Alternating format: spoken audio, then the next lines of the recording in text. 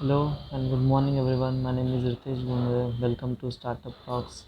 Today we are going to know top 10 startups in India that everyone should know. We will discuss all about these startups, what are they working on, how their business is going, and what is the future of their businesses.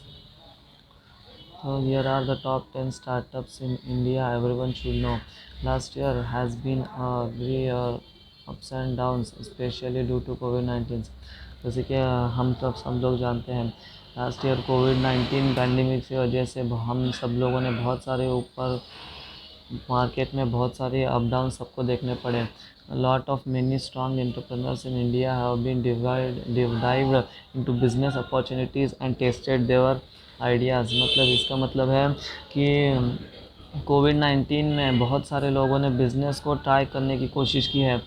इसमें कुछ लोग सफल हुए हैं तो कुछ लोग fail हो गए हैं। While some of them have failed, कुछ लोग उसमें फेल हो गए और थ्राइव्ड। सब कुछ लोगों ने उसका लड़ाई करके वो उनके बिज़नेस को आगे ले पाए हैं।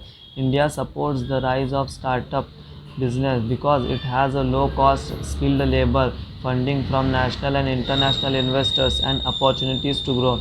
मतलब इंडिया में सबसे सस्ता लेबर कामगार मिलता है और इंडिया में जो बिज़नेस करने वाले हैं उनको फंडिंग इंडिया से और as well as international fundings भी मिलती है। तो ग्रो करने के चांसेस और अपॉर्चुनिटीज़ बहुत है। According to Financial Express, the startup funding has touched a new high in the year 2021. In addition to the huge ventures capitals and institutional investors, the pension funds are also investing in many new online businesses. मतलब investors तो invest कर ही रहे हैं businesses में, लेकिन pension funds भी अभी online businesses नए नए जो बिजनेसेस आ रहे हैं उनमें पेंशन फंड्स भी अभी इन्वेस्टमेंट कर रही है। In period of January and March 2021, investors have infused around 4.4 billion into Indian startups, and this amount is more than 26% more than investments made last year. इस साल 2021 में जो बिजनेसेस में इन्वेस्टमेंट हुई है वो पिछले साल से 26 गुना ज़्यादा है, 26% ज़्यादा है, 26% ज़्यादा है। सो आप समझ सकते हैं कि इंडिया में बिजनेसेस और स्टार्टअप्स और कितने ग्रो होने वाले हैं।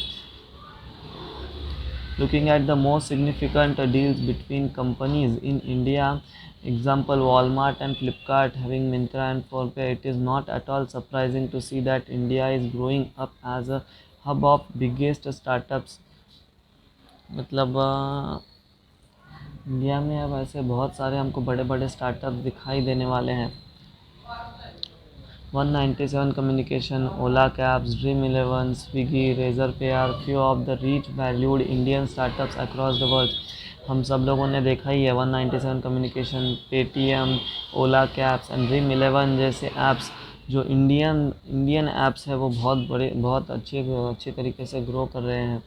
The country is now getting more startup unicorns, including companies from sectors like health tech, social commerce, finance and more.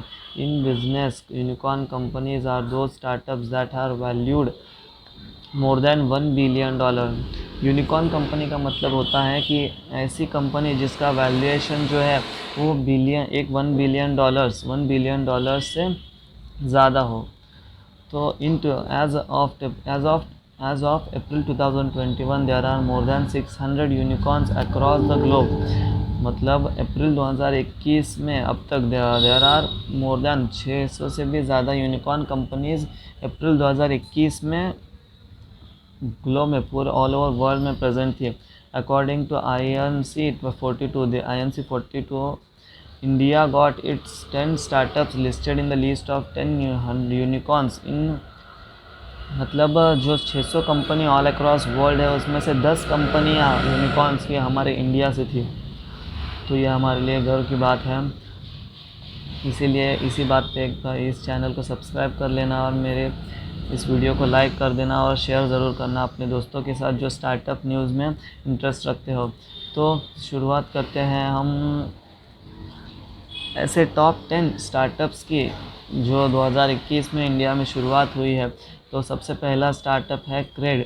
Founded in 2021, CRED is the platform where you can pay your credit card bills and get rewarded for it.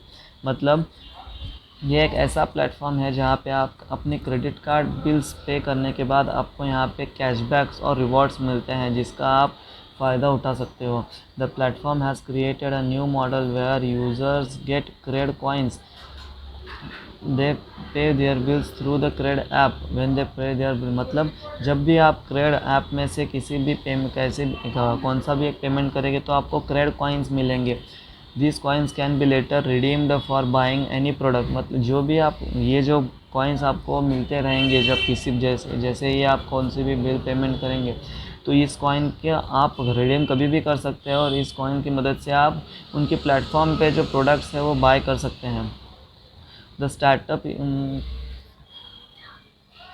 the startup is Bangalore based. The startup is Bangalore based and provides a range of services like credit card, premium catalog of products to customers. The startup believes to be intensivize people in order to improve their financial behavior. According to TechCrunch, Cred is the youngest Indian startup to be valued around 2.2 billion. According to TechCrunch, Cred is youngest मतलब सबसे जल्दी 2.2 billion dollar का evaluation बनने वाली ये company है। This 2-year old startup has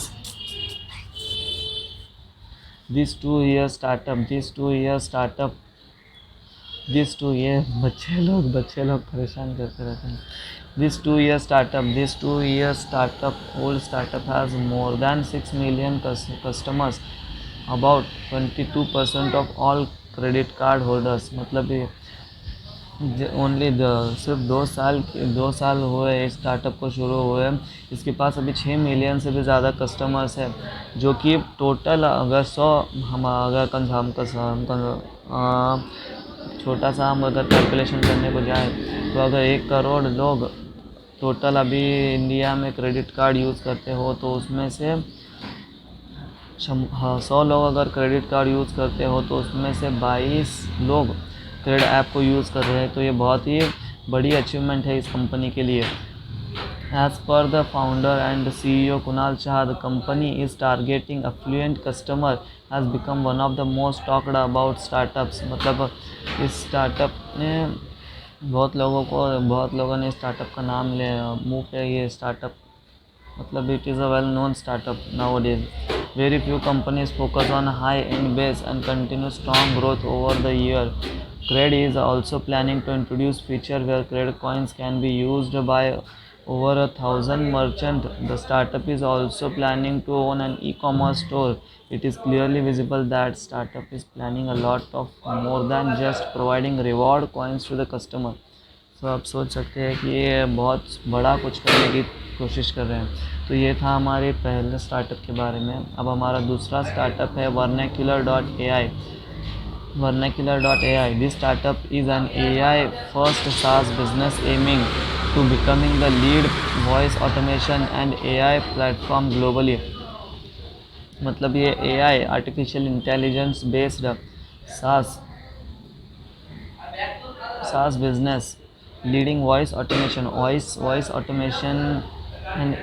automation के related ये स्टार्टअप है। The company provides speech recognization and voice assistant as a service to the banking. मतलब वो जो बैंकिंग सेक्टर्स हम आप सबको गूगल वॉइस असिस्टेंट तो पता ही होगा, वैसे ही ये गूगल वॉइस असिस्टेंट्स क्रिएट करके बैंकिंग सेक्टर्स को देता है। जो जैसे कि बैंक्स को अगर किसी भी अगर कस्टमर को बैंक्स के एग्जांपल हम लेते हैं, अगर आपका बैंक बैलेंस चेक करना हो तो आप अगर उस वॉइस असिस्टेंट को बोलेंगे please check my bank balance, it will show you the bank balance, और otherwise it will tell you how to check the bank balance or steps to be followed to check the bank balance। So it will help the human beings to simplify the work। Their services have least human interference and can handle complex services issues as well as, मतलब human being का जो interference है, मतलब अर्थाह कम हो जाएगा, और ये complex से कॉम्प्लेक्स सर्विस, मतलब मुश्किल से मुश्किल सर्विसेज भी आसान करके आपको अवेलेबल करके देगा। फाउंडेड, ये कंपनी 2016 में शुरू हुई थी and company has raised 5.1 million in funding 5.1 million funding in year 2020। 2020 में इस कंपनी ने $5.1 मिलियन का फंडिंग रेज किया था। As per Economics Times, Vernacular.ai is preparing to hire 100 people in 2021, which could strengthen their leadership team. While there were retrenchments and pay cuts in the last year, Vernacular AI has strengthened its workforce by 4 times. मतलब company में से 100 company 2021 में 100 से भी ज़्यादा employees को higher करने वाली थी अपने लीडरशिप टीम में, to enhance their work flow and help to grow the company. The company is heading to become the world's most appealing voice AI platform with employees having multifunctional expertise। इनके अंदर इनके employees जो है वो multi talented employees है। The company has announced the appointment of Gangadhar Kodandaram as a chief revenue officer, जिन्होंने पहले Microsoft के एम्प्लॉय थे, and Ankit Jain as a vice president for product management, जो पहले अमेज़ॉन में एक बेहतरीन पोजीशन पे थे। Their experience and intelligence will definitely take vernacular at new heights. मतलब इनके टैलेंट की वजह से, इनका टैलेंट से कंपनी को आगे बढ़ने में मदद होगी। As voice and automation are two trending technologies expected to grow massively in the future. Vernacular.ai is also likely to scale up its operation। आप सबको जैसे कि आप सबको पता है कि अब लोग जो है वो खुद से पढ़ने के बदले वीडियो कंटेंट कंज्यूम कर रहे हैं या तो पॉडकास्ट कंटेंट कंज्यूम कर रहे हैं, और ऑटोमेशन जो है वो अभी बढ़ रहा है। ऑटोमेशन जो है वो फ्यूचर में बढ़ने वाला है। तो जैसे कि ये दोनों सेक्टर ट्रेंडिंग सेक्टर्स है, तो कंपनी भी आगे बढ़ती ही रहेगी, ऐसे ही कंपनी की भी ग्रोथ बढ़ती ही रहेगी फ्यूचर में। तो ये था हमारा दूसरा स्टार्टअप। अब ये तीसरा स्टार्टअप जो है वो है PharmEasy. PharmEasy is an online pharmacy and medical store in India which specializes in OTC products, diagnostic tests and medical instruments। Pharmacy एक ऑनलाइन प्लेटफॉर्म है जहाँ से आप मेडिसिन खरीद सकते हैं, डायग्नोस्टिक टेस्ट किट्स जो है वो खरीद सकते हैं। ये कंपनी 2015 में मुंबई महाराष्ट्र में शुरुआत की गई थी इस कंपनी की, एंड ये बहुत ही अच्छे तरीके से ग्रो कर रही है company. It is an online pharmacy with every product you could ever imagine in an online medical stores. जैसे आप लोगों ने इसका ऐड भी देखा होगा। फार्मेसी मतलब कई मेडिसिन ऐसे होते हैं जो हमारे जो आसपास के मेडिकल्स होते हैं वहाँ पे मिलते नहीं है, लेकिन आपको अगर आप ऑनलाइन प्लेटफॉर्म्स में फार्मेसी में आप जाओगे तो आपको हर एक मेडिसिन कौन सा भी हो वो आपको आसानी से मिल जाएगा। आपको यहाँ पे कहीं पे भी ढूंढने की ज़रूरत नहीं है।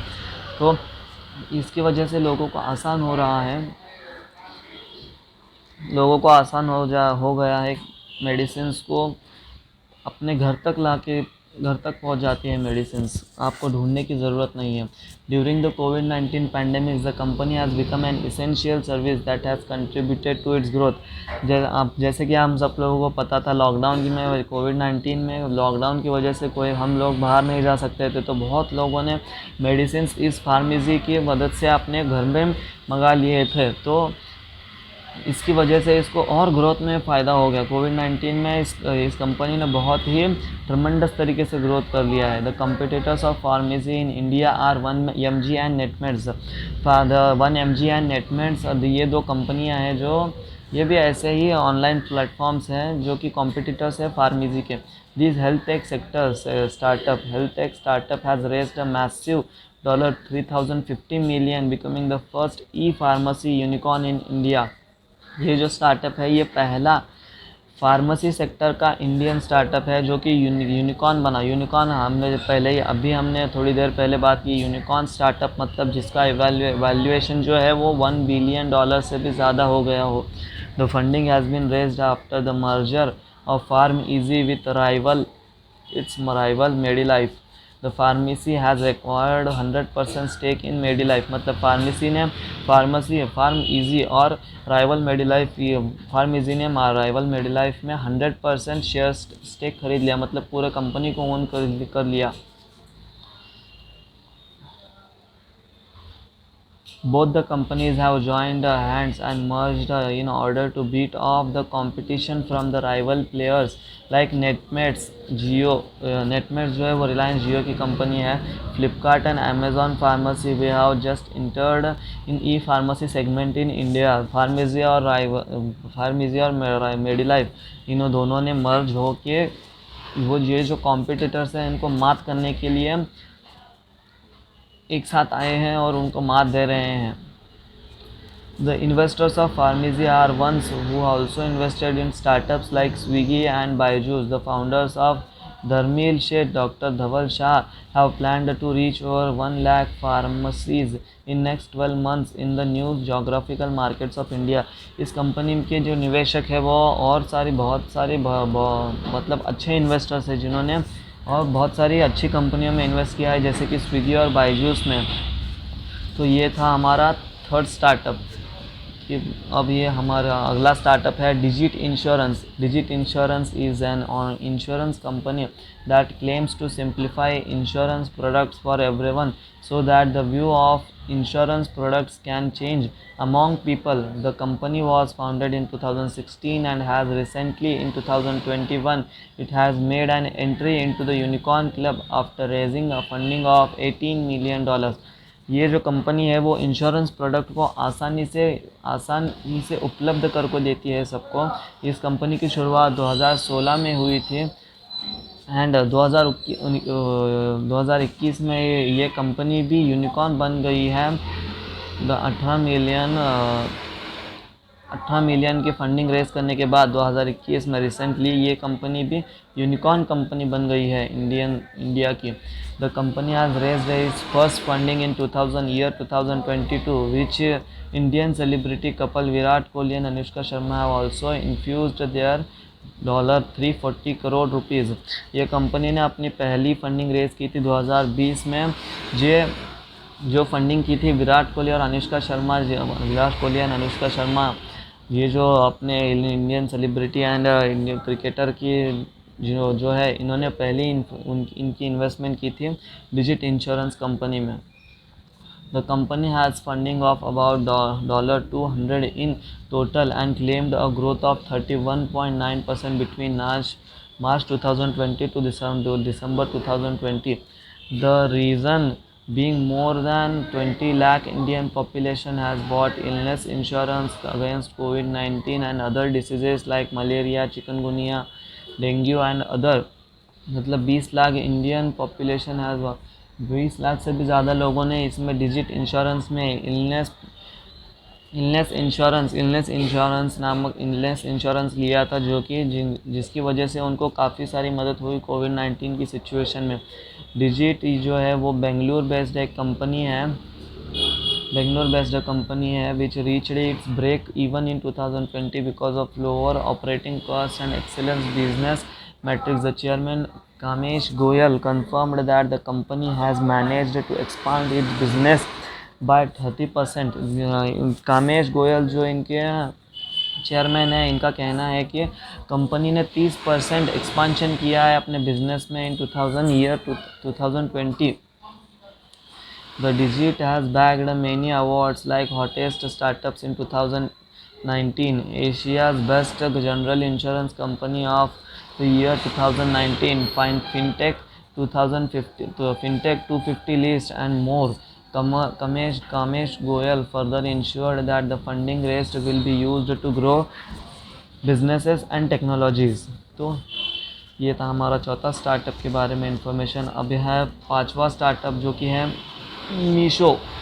Meesho in 2015 by IIT Delhi graduates Meesho जो कंपनी है इसकी शुरुआत 2015 में आईआईटी दिल्ली के जो ग्रेजुएट्स हैं इन्होंने उसकी शुरुआत की थी। Meesho is a reseller platform that is all set to become the big e commerce distribution channel where the homepreneurs sell products through WhatsApp, Facebook and Instagram. मतलब ये जो कंपनी है ये एक रीसेलर प्लेटफॉर्म है। यहाँ पे रिटेलर जो है इनकी प्रोडक्ट इस पे लिस्ट करते हैं, और रीसेलर्स जो है, रिटेलर्स और रीसेलर्स ये दो है। रिटेलर्स जो है उनके प्रोडक्ट्स इस पे लिस्ट करते हैं, और रीसेलर्स जो है जो कि एक्चुअल में प्रॉफिट कमाना चाहते हैं तो ये अपने व्हाट्सएप ग्रुप, फेसबुक और सोशल मीडिया अकाउंट्स पे इसको शेयर करेंगे।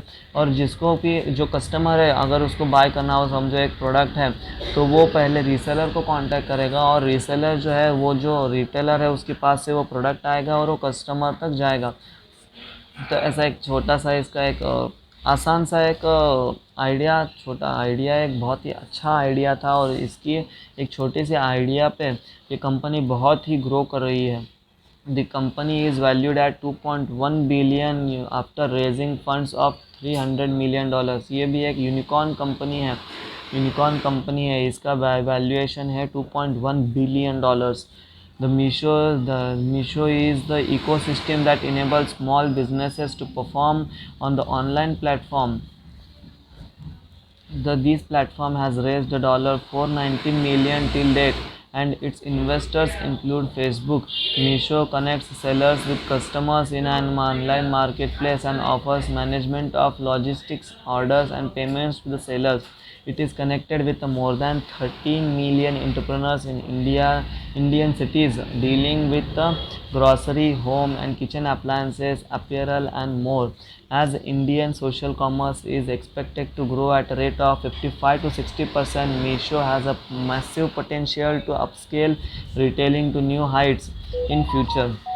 It is competing with companies like Glowroad, Dealshare and City Mall, who are also getting attention from the investors.